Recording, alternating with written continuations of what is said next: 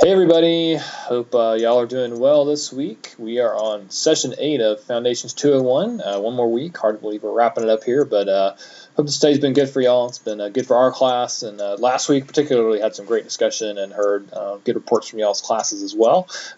This week is God's design for the family, and we're looking at 3 key relationships. The relationship between the family and God, the relationship between the husband and wife, and the relationship between the parents and the child.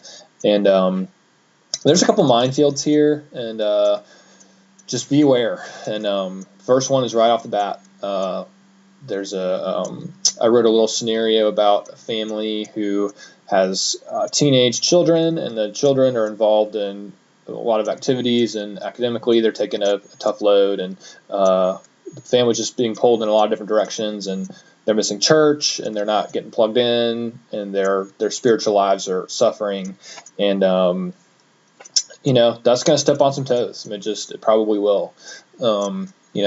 Chase is 3.5, and Caroline's 1, so we haven't gotten to that phase in life yet, but that's coming for us. And 5 years from now, if I was to read that scenario and have that think about that, that's probably going to step on my toes too. So just get it out there and name it. The goal is not to have all of our families pull their kids out of sports and dance and drama and whatever else and have them move into church. That's not what we want. But the family is under God, and we need to think about that. And is that how we've structured our time? And we just want to ask a question. So that's all I want to do. I want to ask a question. We all need to ask a question. So you could spend a lot of time there, and spend however much time you need. I feel like that's just a huge, children running our schedule, just a huge issue. So if you've got families, you've got kids in your class, parents, spend some time there. Be gracious with people. Be gracious. Second one is the husband-wife relationship, and there really wasn't any way around this. We have to talk about gender roles, and with a group like ours, I don't see this being a huge deal, but you might have some people in your class that really think the biblical roles that we are going to lay out, we think are in the Bible, are not right, and they're chauvinistic or patriarchal or whatever you want to say. So just realize that, bear with people. But if God designed man to be a certain way towards his wife, and the woman to be a certain way towards her husband, we need to go with that rhythm.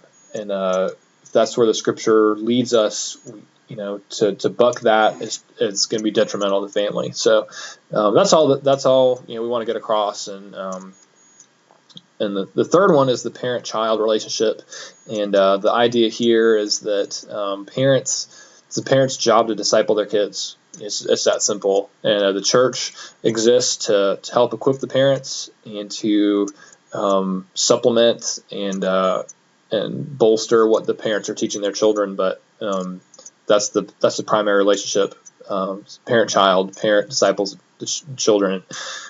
So that means the parents have to prioritize their spiritual walk.